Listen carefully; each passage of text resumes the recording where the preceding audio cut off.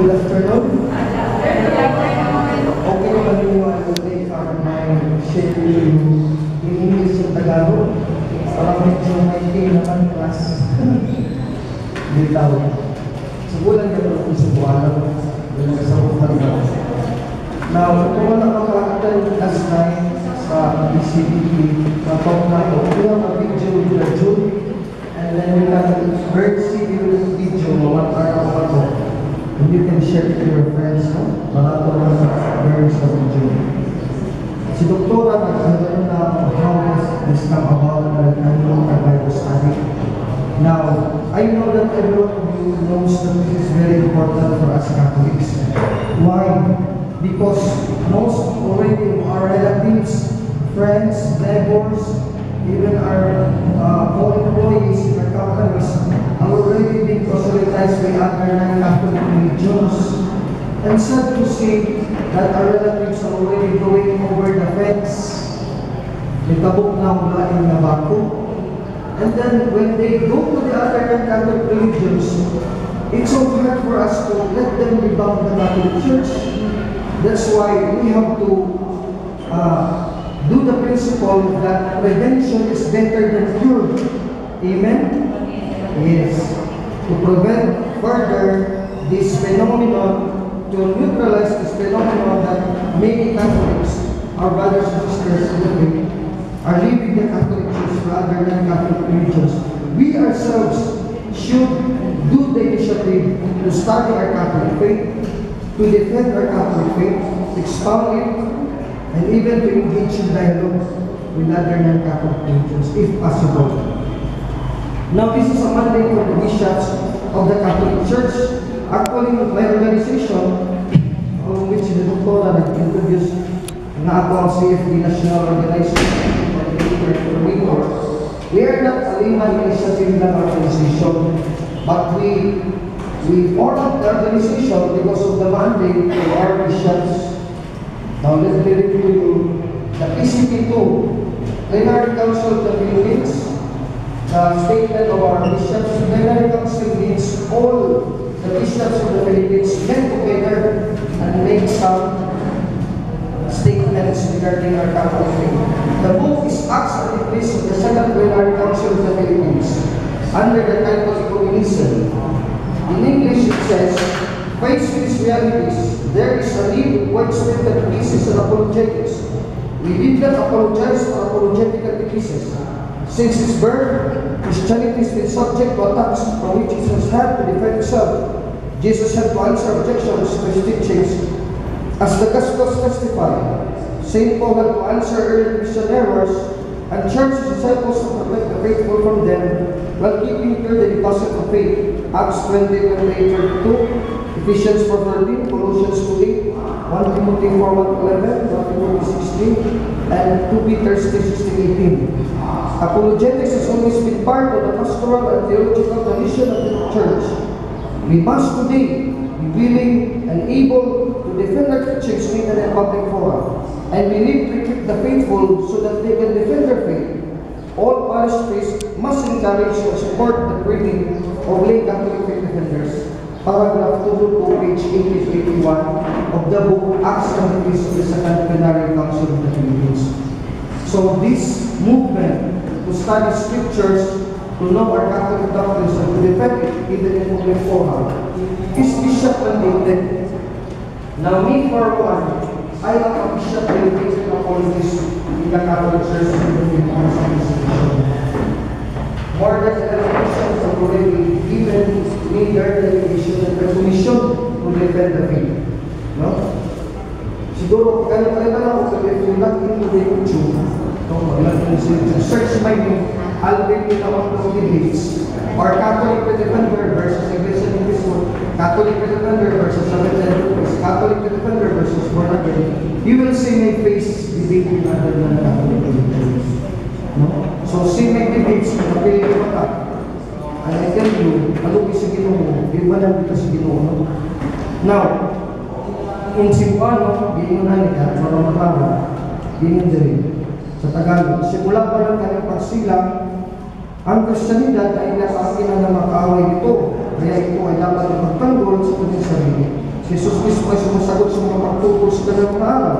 At dito ang ibangin ng mga saksi.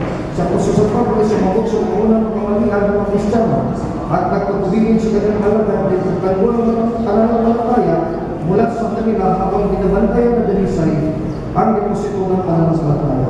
Quoting the same verses. Kailangan natin ngayon sa kasalukuyan na ipagtanggol ang ating mga aral at doktrina sa pampublikong fora at kailangan natin gabayan ng mga pananampalataya upang sila magpagtanggol sa kanilang pananampalataya. Ang lahat ng kura-kuro ay dapat maglusad at suporta sa mga training ng Catholic Church. Again, page 81, paragraph 22 of the Acts and Traditions of the General Council of the Church. So it's clear, no? This is put in the now, that's why we are doing this. By the way, I'm reading this basic apologetics course manual. We have already read this in Cebuano version and Tagalog version. And our English version na manual, the manual, will be launched May 28, 29 next month, May 28, 29 during our Safety National Convention in Cebu, sa Ibilao, Cebu City. That is the last weekend of May. So, we are a national organization, Ibu Pilipinas na sa Luzon, Visayas, and Mindanao. And we have 3 existing safety chapters here in Bukidnon. I'm still planning to plan more safety chapters all over the diocese of Bukidnon. Okay?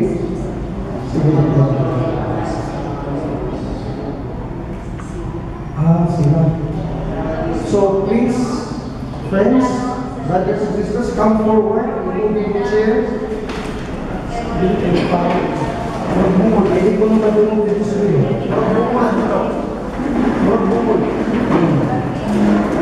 So,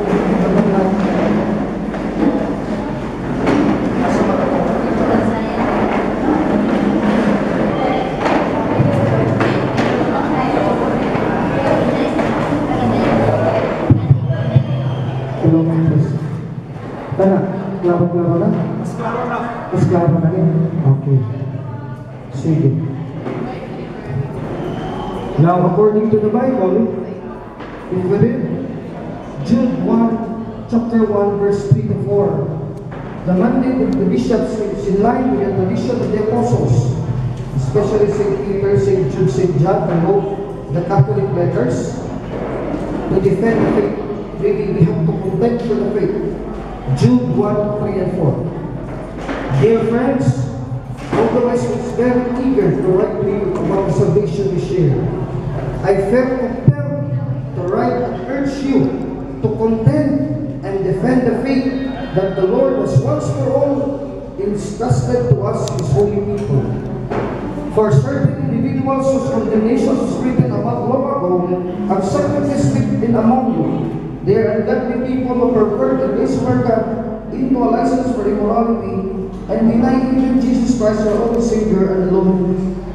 So the Apostle Jude exhorts us, Jude 1:4. We have to contend and defend for the faith which was once and for all delivered to the saints, we, the holy people of the church that we are called. Why? Because some people, the scriptures calls them, although the apostles terms them false prophets. No? Di rin kita maulang mausulti na namin yung mga bakakong mga manlalagda, mga minit ng mga propeta ba? The World Christian Encyclopedia at kung Census 2012, page 120, even dito, there are now more than 44,000 religious Christian denomination and sects. Sustagan, diba? 44 million na sekta at Kristiyanos o denominasyon all over the world. So kung these 44,000 denominations would market their doctrine here in the plaza, hindi ba di kulang ng plaza? No, kung isa sila doon, no? Imagine 44,000. Oh, and this would continue to splinter. And these religious denominations, which are not Catholics, are busy proselytizing Catholics. That's why more Catholics are going over to the religions. leaving the Catholic Church. So that's why we have to contend and defend for the faith. Jude 1:8-5. How do we do it? St. Peter says in 1 Peter chapter 3, verse 15-16, we don't need to make war. Di pa masubok no nga, mag-wild down na sila pagpaghan. Di pa na ISIS, Islamic State of Iran and Syria, that we convert people by violence with guns and bullets. We do it with love and with mercy. 1 Peter chapter 3, verse 15-16. Unang Pedro kapitulo 3, talagang 15 hanggang 16. But in your hearts revere Christ as Lord. Always be prepared to give an answer to everyone who asks you to not give the reason for the hope that you have, but do this with gentleness and respect. Keeping a clear conscience and those who speak maliciously against your good behavior in Christ may be ashamed of their slander. Keep a clear conscience, good behavior, and then do it with gentleness and respect. So we are told by Peter, 1 Peter 3:15-16, actually in the Greek, to give an answer in the Greek is apologia, meaning to answer, to give a reason for our faith. So if somebody would ask you, brother, sister, why did you make the sign of the cross? Each and every one of us Christians, according to St. Peter, our first pope, in 1 Peter 3:15, should provide and should give an answer. And the question is, can you provide and give an answer? No. So we are not listening to the exhortation of St. Peter. Among the Catholic Church in the Philippines today, in modern times, we are almost 80 million Catholics of almost 100 million Filipinos. And then with that 80 million Catholics, only about 10% are going to church and serving the Catholic Church. Meaning 10%, 8 million only. 80 minus 8, 72 million are unchurched Catholics. So this 72 million Catholics are easy prey to other non-Catholic religions. Now this 72 million, some of these are our relatives. For example, for us here who are present, who have no relatives na hindi Katoliko. Walay, ang inyong relatives ba? Puro din mo Katoliko, walay hindi Katoliko. So, every one of us, me, for example, duha ka na lang sila sa pamilya sa mong papa. My father is the eldest of Salaki, and and my uncle is a Seventh-day Adventist, and my father is a Catholic defender. How much more you that you are not a Catholic defender? So you see your cousins, your brothers and sisters, your aunties, your uncles, already in other non-Catholic religions. Why? Number one, because they are, most of them are unchurched. Hindi nagsisimba.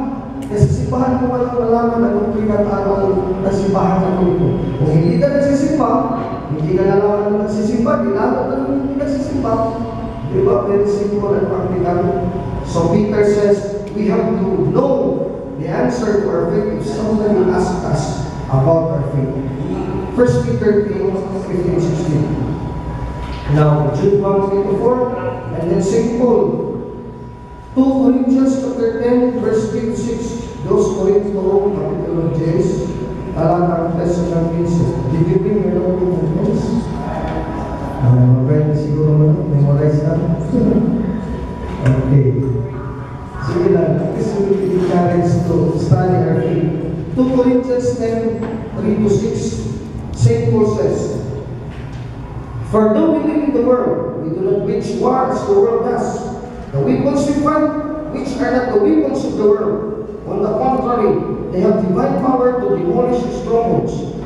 So that is what I said before na as ISIS, we use the worldly weapons. No? We don't use guns and bonus to convert people. But we use divine weapons, weapons from God. We demolish arguments and every pretension that sets itself up against the knowledge of God. So our primary defense and our primary weapon is knowledge and wisdom of God. So So if you do not have knowledge about God, you do not have the wisdom of God, you cannot defend your faith. Sabi ni San Jeronimo, ignorancia ng Scriptura is ignorance of Christi. Ignorance of the Scriptures or the Bible is also ignorance of Christ.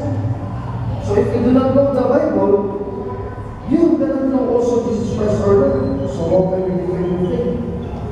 And we take up with every thought to make it obedient to Christ. And we will are ready to punish every act of disobedience once your obedience is complete.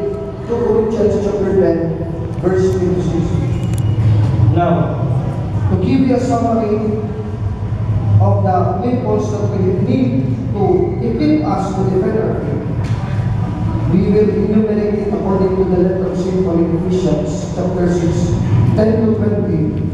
We need 7 weapons to defend our faith. If we lack any of these, we would not be victorious in defending the faith. That is why most Catholics came out of the Catholic Church, because they are vulnerable, because they don't have these 7 weapons. St. Paul says in Ephesians chapter 6, verse 10 to 18, the armor of God, ang armadura sa Diyos, exercise Jesus 20. Finally, be strong in the Lord and His mighty power, meaning be in a state of grace, in the mighty power and strength of the Lord. Put on the full armor of God, so that you can take your stand against the devil's schemes. For our struggle is not against flesh and blood, not human beings, hindi na tumakawin ng isang katawan na to, but against the rulers, against the authorities, against the powers of this dark world, and against the spiritual forces of evil in the heavenly realms. Therefore, put on the full armor of God, so that when the day of evil comes, you may be able to stand your ground. And after you have done everything to stand firm then, with the belt of truth, no? Batos sa kamaturan. And ano pa? Buckle with your waist, with the breastplate of righteousness and faith, meaning ang sagat sa katukan, breastplate of righteousness sa pagkamatao, and with your feet fitted with the readiness that comes from the gospel of peace. So the eagerness to spread the gospel of peace is the third. In addition to all this, take up the shield of faith, ang amin sa pagtuo, shield of faith, with which you can extinguish all the flaming arrows of the evil one. Fifth, take the helmet of salvation, the hope of salvation. Always think with your mind, with your soul, that all our struggles, our final destination is heaven, salvation. Take for yourself the helmet of salvation, the hope of salvation. 6, the sword of the Spirit. What is the sword of the Spirit? The Word of God. The oral traditions of the Catholic Church, the catechism of the Catholic Church, the teachings of the Church Magisterium, and the Holy Bible, the Scriptures. This is all the Word of God, the revelation of God. This is our sword. So kung sundalo ka, black sister, if you don't have a sword, don't you win the war? No. There is no chance you could win the war if you don't have a sword. You must have the sword, which is the Word of the Holy Spirit. 6, 7 is very important, and this is the most thing na atong nakalimutan, prayer life. Verse 18, and pray in the Holy Spirit on all occasions, with all kinds of prayers and requests. With this in mind, be alert and always keep on praying for all the Lord's people. Pray also for me, that whenever I speak, words may be given so that I will fearlessly know the mystery of the gospel. Verse 20, for which I am ambassador of chains, pray that I will declare it fearlessly, as I should. Ephesians 6:10 to 20. We have to pray for all, everybody, our family, our relatives, na hindi man natin sila iaan ko ito sa inyo o mananakuha sila sa mga lubog. Number 1, prayer. Huwag mong galit ka mag-pray sa itong mga papa, huwag natin sila. Huwag mong galit ka mag-pray sa itong mga iso na lang ang bawa, yung mga natin sila sa mga religion. Prayer, number 1, prayer. No? So, one of 7 na armor of God in Ephesians 6:10 to 20. Now, let's go to the first topic we're going to discuss this afternoon. I'll try my best to discuss as many topics as possible after 5 o'clock. We'll take a break around 3:30 to take our snacks. And then 1 hour before 5 o'clock or 5:30, we will have a open forum so that we can also ask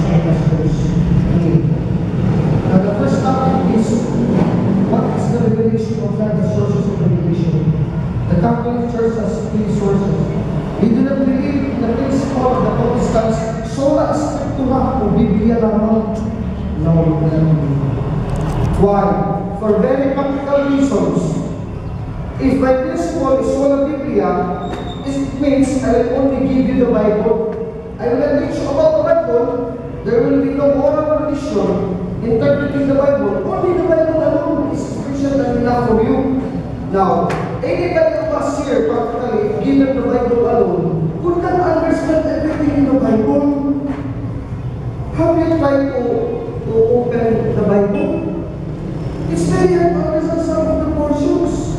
Peter says so.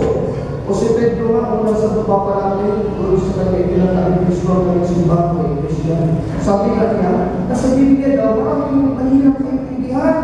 Tapos Pedro 3:16, 2 Peter 3, verse 15 to 16. Bear in mind that our Lord's patience means salvation. Just our dear brother Paul also wrote you with the wisdom that God gave you.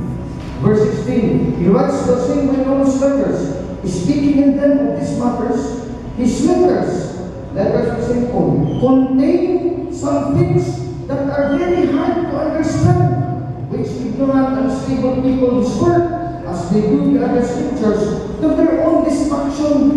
To Peter 3:15 to 16. Si Pedro pa nagsabi, maraming mga bagay na sulat si Pablo, na mahirap maunawaan o intindihan. Tayo sa nagpapapag tayo, pero kung hindi Catholics, those other Catholics are only mere Christians. So how can they understand those hard things to understand in the Bible? They are stable, they're ignorant, they don't know the Bible, they don't want somebody to teach them, they disrespect the church ministry with the authority granted by Christ to teach the world, and they even do away with oral apostolic traditions. They hold to the principle sola scriptura from their father Martin Luther, the father of Protestantism, who proposed first in the history of the Christian Church, sola Biblia, and they do not understand scriptures of God. Proof, 44,000 religious denominations. Kung naiintindihan pa nilang Biblia, may Bible alone, isa na ang nag-aral si Joseph Smith sa Church of Jesus Christ of Latter-day Saints sa Mormon Church. Yung aral na natutunan na sa Biblia alone, katulad sa mga Jehovah's Witness in Church Destruction, katulad sana din sa Sabadista ni William Miller at kay Mrs. Ellen Goodway, katulad din sana ng Ibig ni Ginoong Felix Manalo. Pag-iba pa sila ng aral kung Bible alone is enough. That proves alone that practically sola scriptura is unattainable.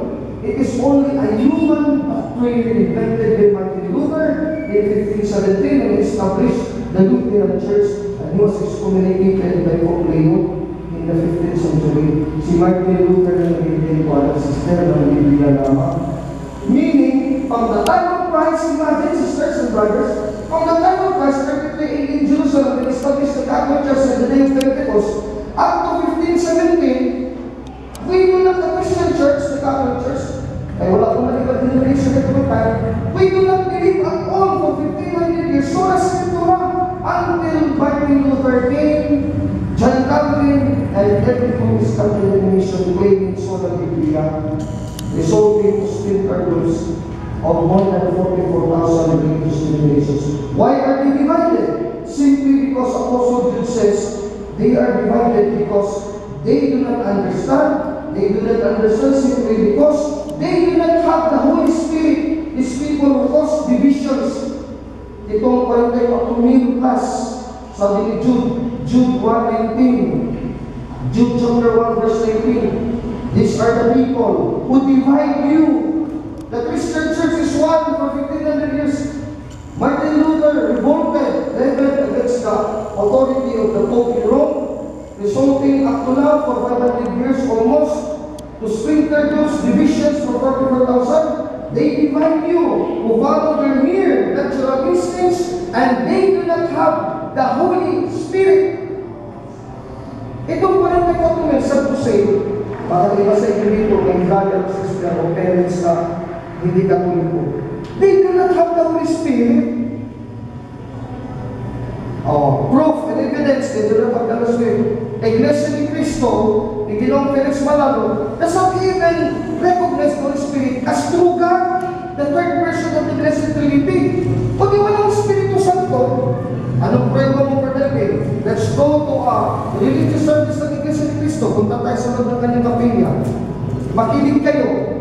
Holy Spirit, if you are an INC, until the day you die, from the first day that you convert to INC from the Catholic Church, you will never listen to a prayer to the Holy Spirit. The Holy Spirit is never mentioned once in the life of a blessed Christ.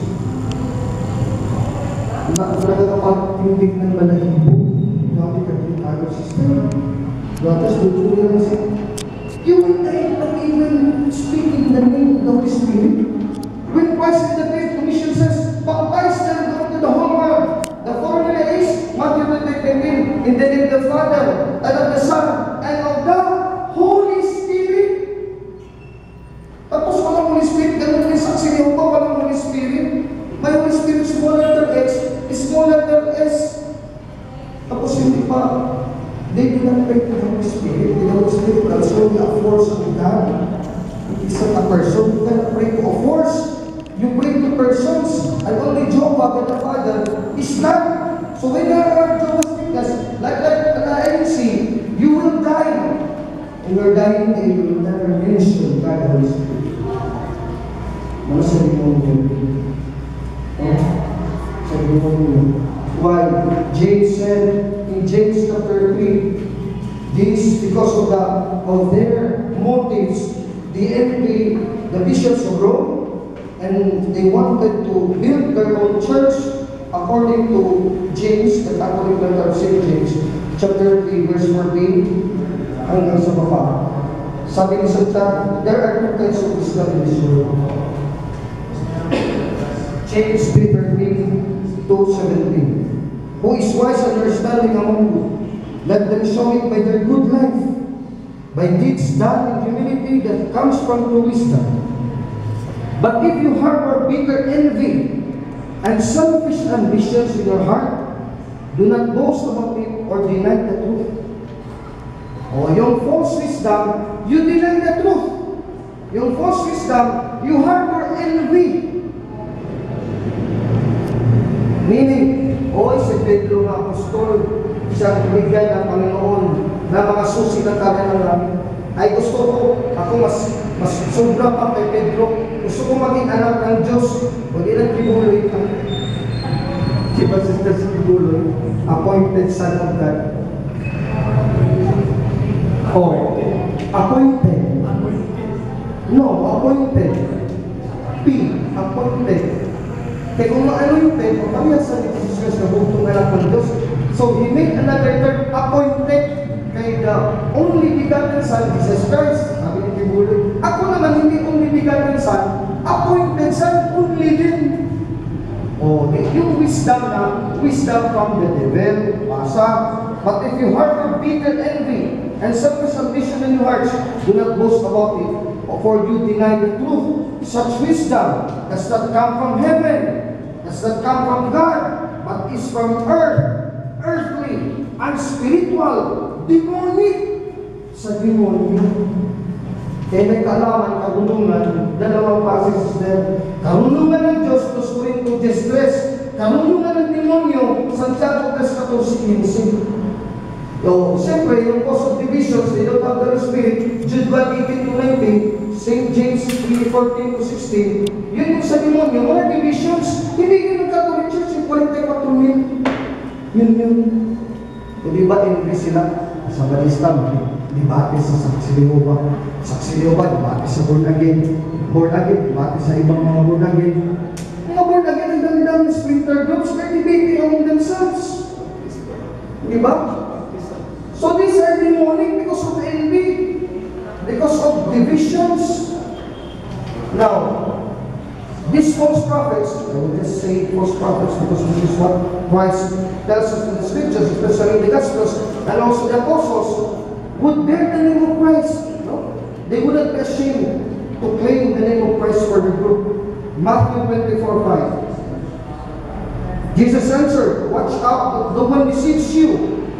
For many will come in my name, claiming I am the Christ, and will deceive many.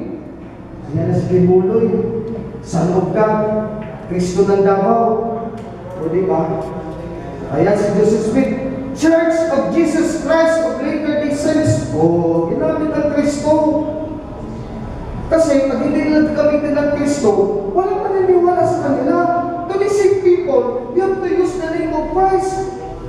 Para kunwari, sa kay Kristo ka, sa Diyos ka galing. Kaya pa, sa patagot, sa demonyo ka. Kay Satanas ka galing. They will use the name of Christ. Iglesia ni Cristo. O Church of Christ, Felix Manalo. Iglesia sa Diyos, kay Kristo Jesus sa bansang Pilipinas. Aligyan sumay ng katotohanan. O Kristo yapon. Verse 11, and many false prophets will appear and deceive many people. O, di ba nangyari na ngayon? In the later times, in the last days, many false prophets will come and deceive many. Matthew 24, 3-6, verse 11, and repeated in verse 23-24. At that time, if anyone says to you, look, here is the Christ, o si Kristo nandito sa amin, nandito sa aming simbahan, or there he is, o nandoon, do not believe it. Yan ang nangyayari na kayo, sister. Join us. Why would I join you? Christ, Commission Fellowship. Diba?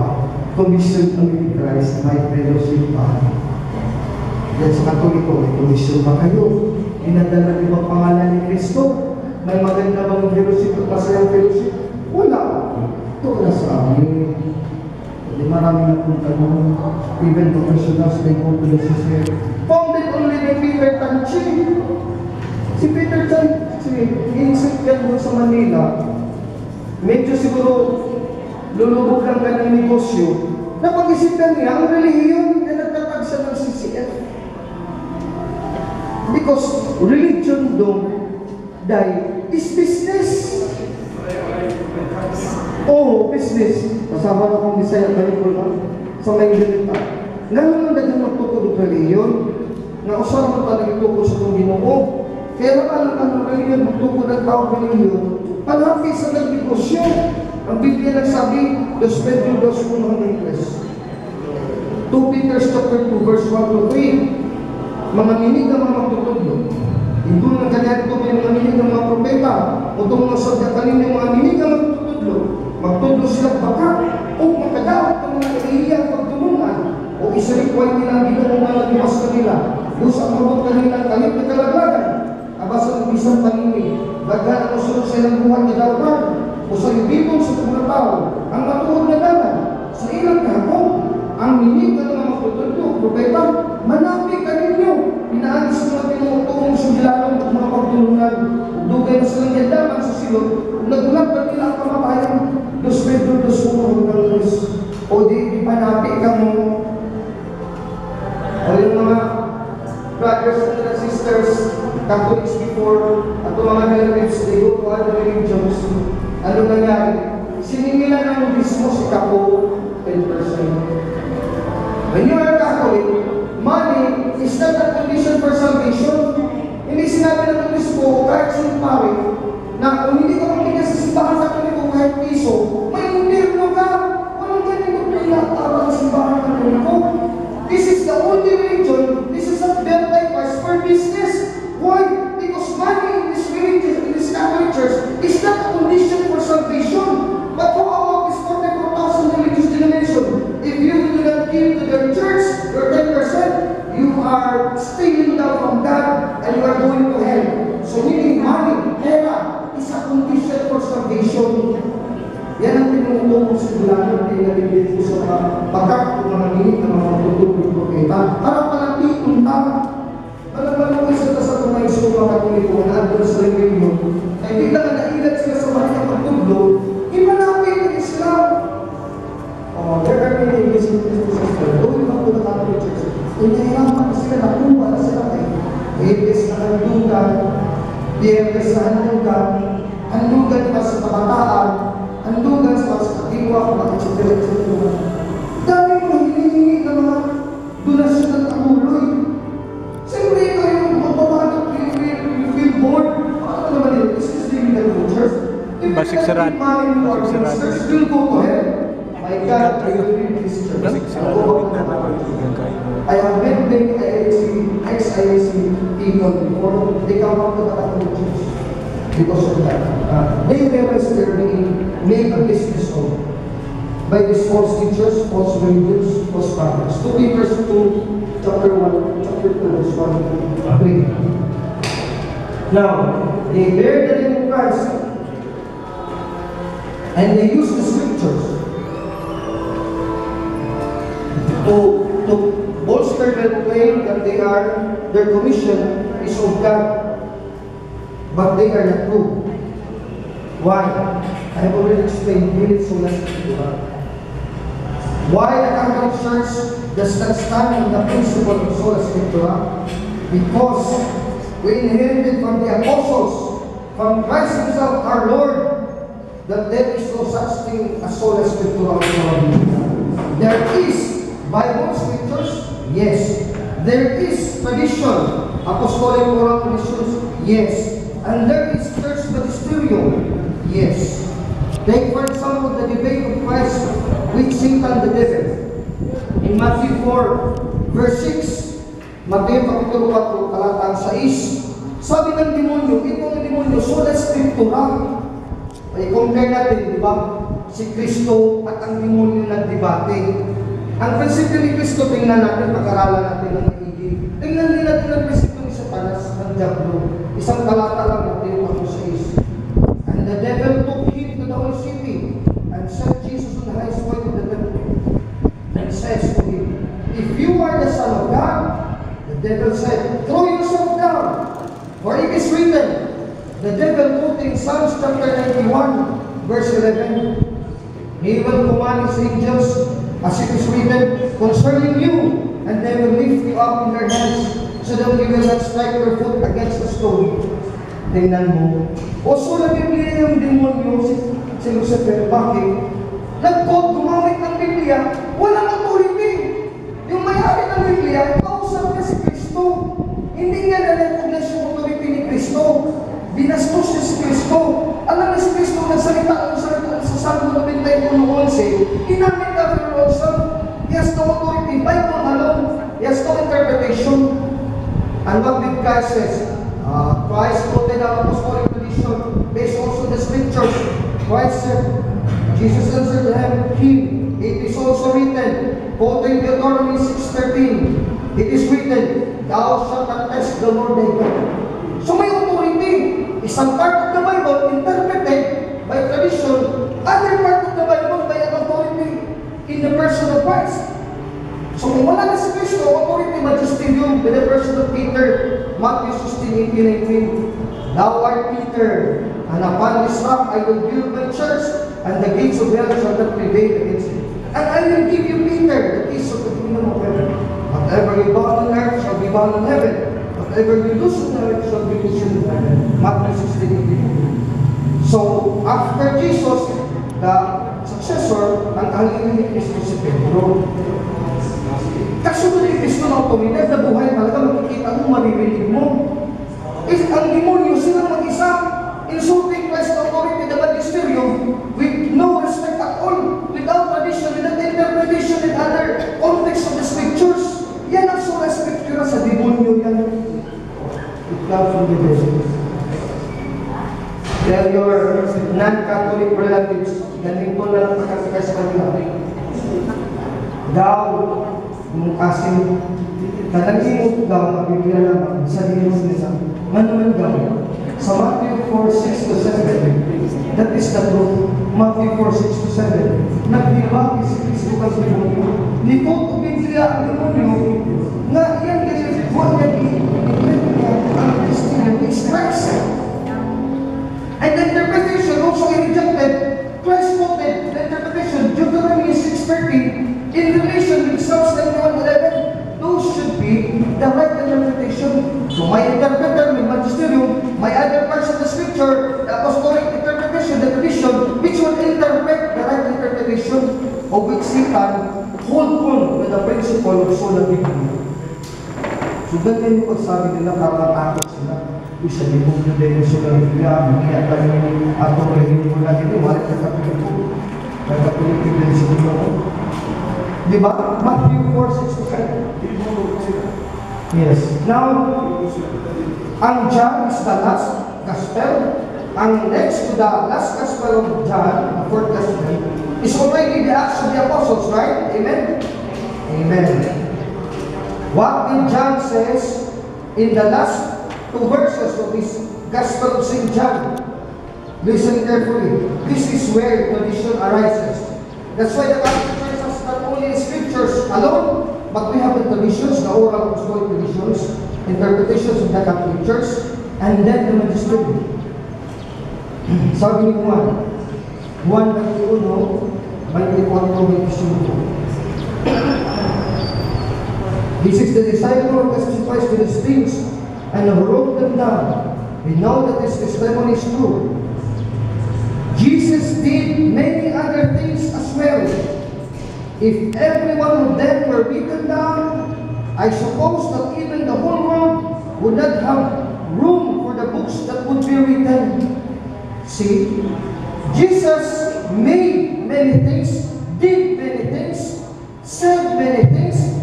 If all these things that Jesus said and did were written in the books, even the whole world cannot fill all that should need to be written. John 21, 24, 25. Now, everything that Jesus did, everything He said, even though it is not written, may mga ginawa siya, may mga tinuro siya, sinabi niya, mga salita niya, kahit hindi nakasulat, hindi pinasulat sa Biblia, alam din yun, doktrina din yun.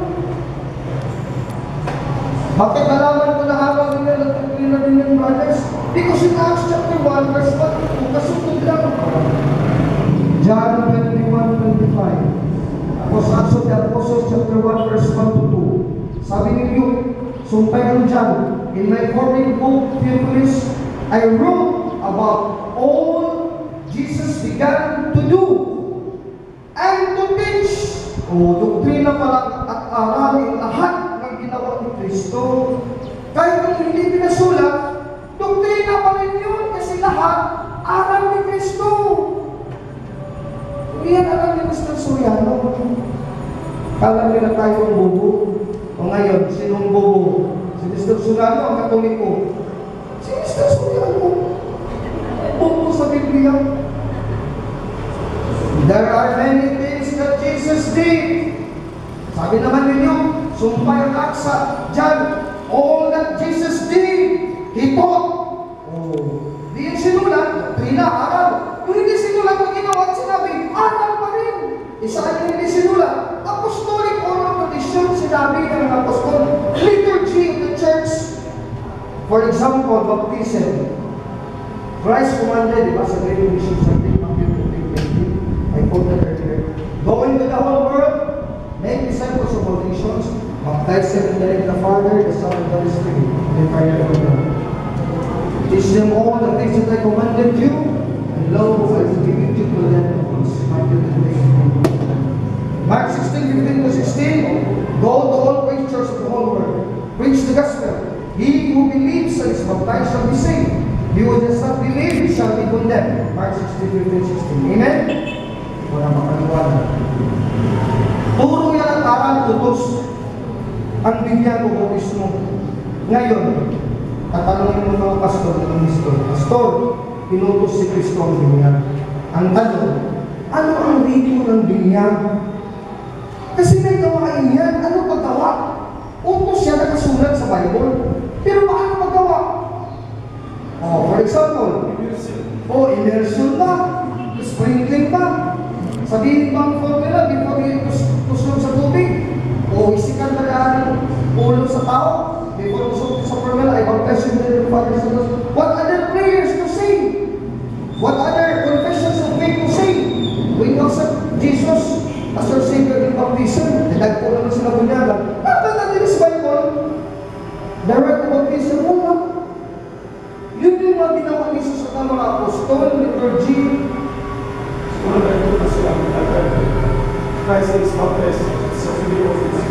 Kaya nga, the scriptural, the biblical data is lacking in that regard. Kaya magdibata tayo, panabata, tayo hindi nasulat dito. Kailan nyo na sa apostolic tradition, pumalaki bata ang kanilang bininyagan. Sinabi ko lang ito sa inyo to let you take notes na hindi nakasulat lahat. May ginawa, pero aral nito doktrina. Kasi kung hindi, yung mga hindi nakasulat, hindi ko susundin, walang ganyan mangyayari. Di ba, sister? Kung walang ritual, di walang ganyan mangyayari. Hindi mo man alam paano gagawin. That is how simple the logic and practical is of Catholic Christianity. Remember John 21:25, Acts chapter 1, verse 1 to 2. I wrote about all that Jesus began to do and to teach. Tayo ng Katoliko, bago tayo magturo at umaral sa ating kapwa Katoliko, we have to walk our teaching. We have first to do what we teach. Kaya turo tayo ng turo, tapos hindi naman natin sila sa buhay. Yan ang problema. We have not only orthodoxy, ortho in Greek, right? Doxia, teaching, right teaching, orthodoxia, orthodoxy. We must also have orthopraxis, ortho, right, praxis, living, right living. Ang problema sa Katoliko, nandito lahat, pasagulero, palahubog, babaero, sagarol, kriminal. Nandito lahat, all crimes, drug-addict, drug lord, praise the Lord. Nandito sa Katoliko. Yung mga ibang reliyon, hindi na maniwala sa atin. Di ba, Sister Brad, you know this?